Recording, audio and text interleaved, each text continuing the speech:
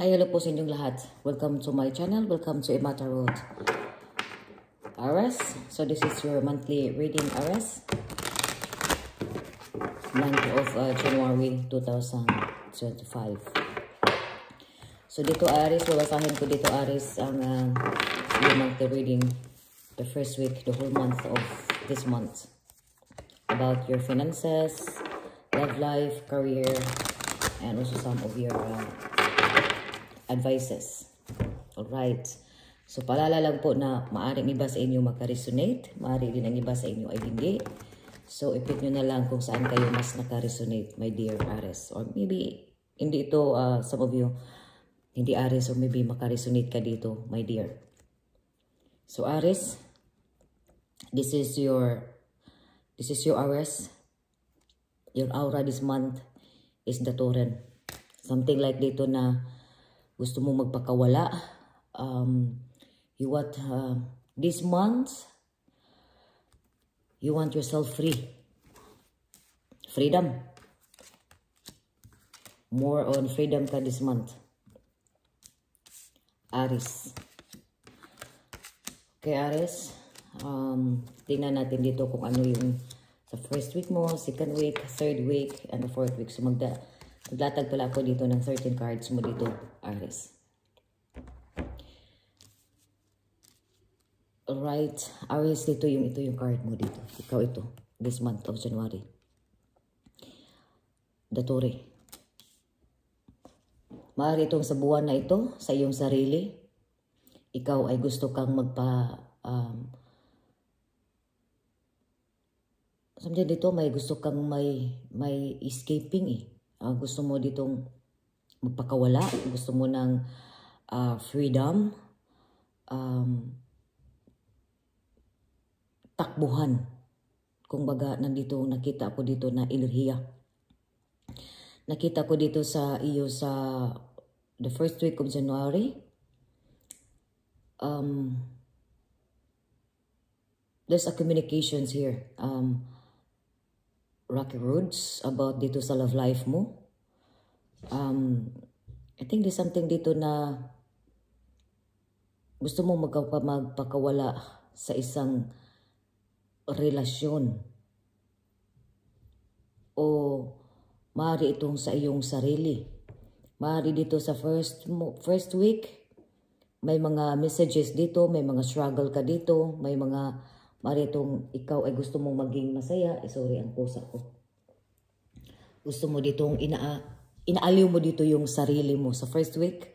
Para gusto mong maging lost, freedom.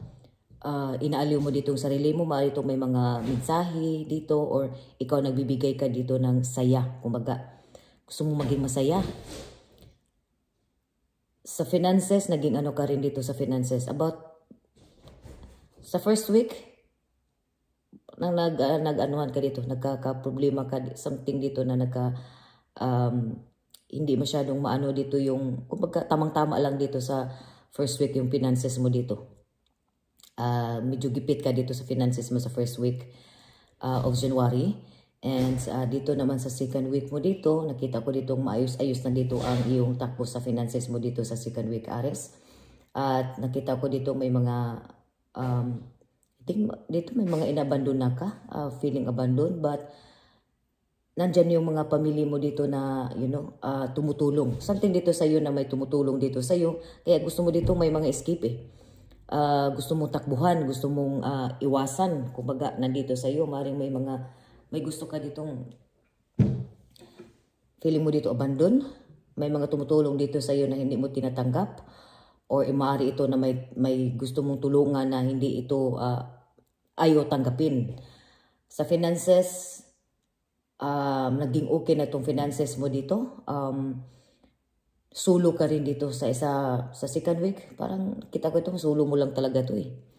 Sulo mo itong, maaari itong ikaw ay nag-support ka dito sa family mo. Maaari din ito may mga exchange dito, may mga barter, may mga palitan dito sa family mo. Nakita ko dito about dito sa health mo dito, mas I think hindi ito related sa iyo. Ang health mo dito, hindi ito sa iyo. Maaari itong nakita ko itong maaari itong sa families mo. Kaya nag-spend ka dito, I think, sana makawala ka na, sana maayos na dito sa finances, about dito sa something health dito, hindi to sa iyo, but more on dito sa mga bata, sa families, something about this. And nakita ko rin dito sa third week.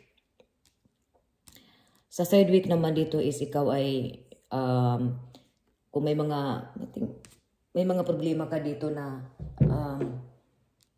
sa love life mo ito eh. Nakita ko dito, nakita ko itong may mga engagement, true love, proposal, kumbaga.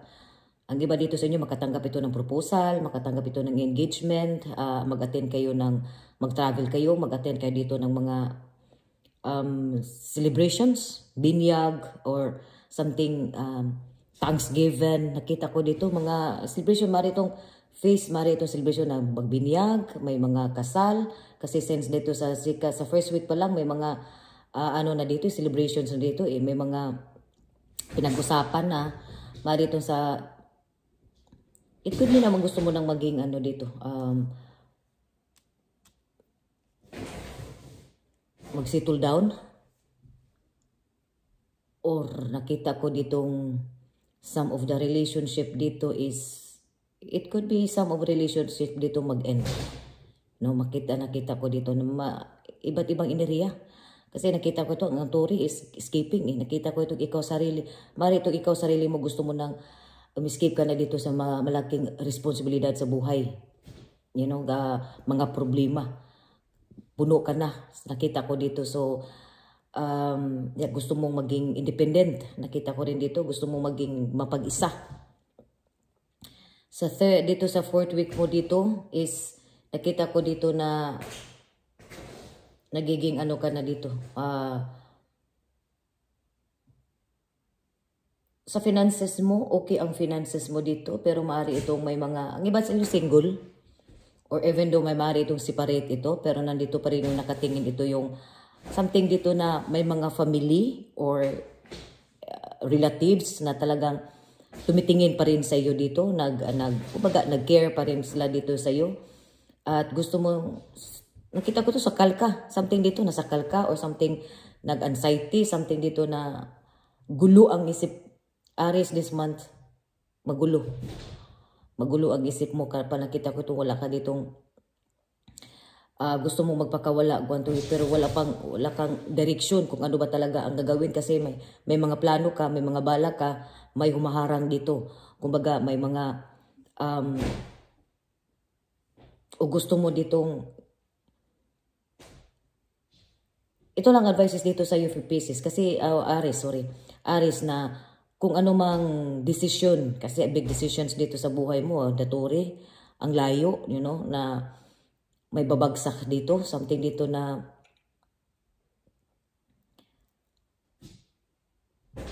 sa finances mo dito, this month, struggle ka dito sa finances. In general, reading mo dito, this month, finances mo dito, talagang ka dito. Kasi since the first week, meron ka, tamang-tama lang. So, may mga tumutulong naman dito sa iyo. May sa second week mo dito, may mga family, may mga tumutulong or ikaw itong tinutulungan. Something na pag kung may mga problema ka na handang tumutulong dito sa iyo. Nakatanggap ka rin dito ng tulong mo dito. Kung second week, kung may mga finances ka dito, problema ka sa finances, may makakatanggap ka dito ng tulong dito sa family mo. Or ikaw ito yung tumutulong dito. Ang iba dito tumutulong or ikaw ito yung tinutulungan. Sa love life mo dito, ang love life mo dito is kayo hiwalay, bati, hiwalay, bati. Ang iba dito sa inyo, naghiwalay, bati, hiwalay, bati. May mga engagement din dito. Sumari din ito kasi nga hiwalay, long distance kayo, malayo kasi nasa Pluto na kayo. Something dito planet Pluto. So, nakita ko dito na maaari ito sa relationship sa love life. Mga iba dito sa inyo, yung relationship ninyo dito is bati uli kasi malayo kayo sa isa't isa. Maaari din ito na ang iba sa inyo na may mga third week dito, maaari itong may mag-travel dito ng abroad. Maaari din itong sa love life is may darating sa'yo dito, na arrival ito. Mag-propose ito sa'yo, something dito mag-propose, you know.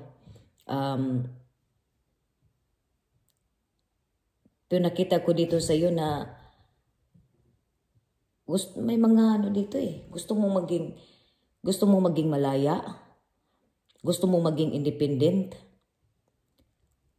Pero may mga malaki kang responsibilidad na dinadala. Maaari itong tinulungan mo itong pamilya mo. Kaya nandito sa iyo, may dumaan ka dito ng mga stress, anxiety sa past. Maaari itong sa love life mo dito, may mag-propose ito sa love life mo dito. Sa love life mo, may mag-propose sa iyo, may naligaw sa iyo, may mga trauma ka, you know, tragic event na sa buhay mo na nahirapan ka, na maaari tagapin mo ba ito, mag-settle down ka na ba, or sa trauma mo dito, ang iba dito sa inyo, trauma sa love life na gusto mo nang maging free, gusto mo nang magpakawala, something dito. So, sa love life mo,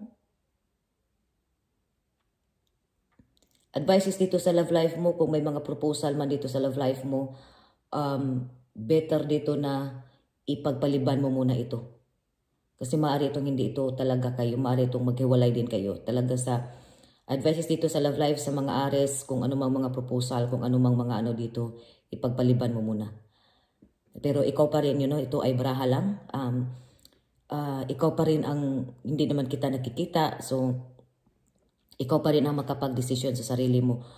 Kung ano man yung pinag-iskipan mo, kung ano man yung something, gusto mong maging, you wanted yourself free.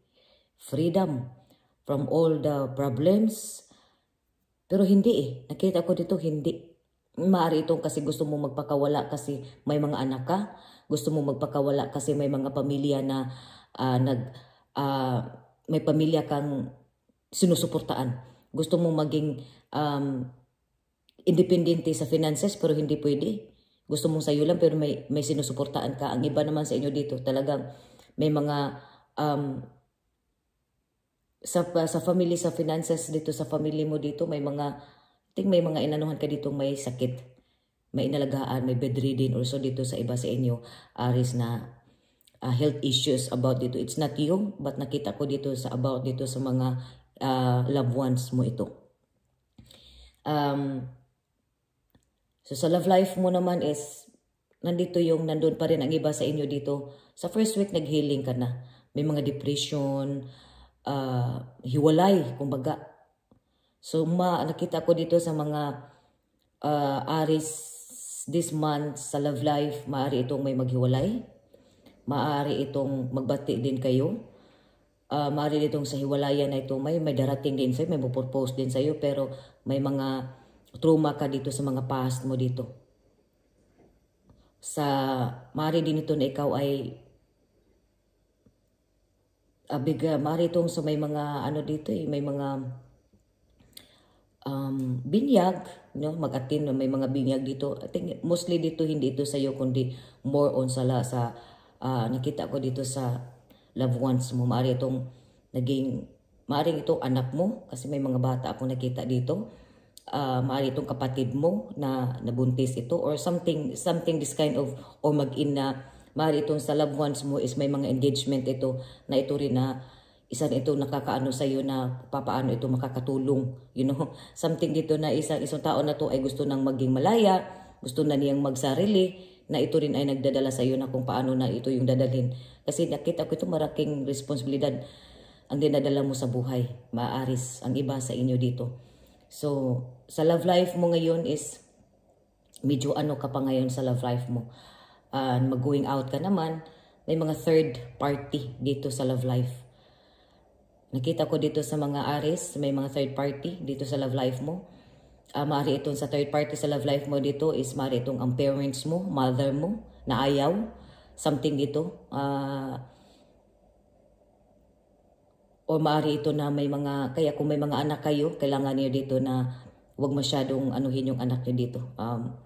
Bantayan niyo o huwag masyadong gipitan ang mga anak niyo dito kasi ito ay mag-wild dito o isa ito sa mga dahilan, you know. Minsan dito sa mga magulang na kayo pang sinisisi kung bakit kasi malayo kayo or napabayaan na something this kind of readings na ito. Sa health mo, okay naman. Hindi ka lang makatulog. Ang nakaano lang dito sa Aries is hindi ka makatulog. May mga past ka dito na trauma. Pero kung ano man yung mga pinagdaanan mo is malalagpasan mo rin yan.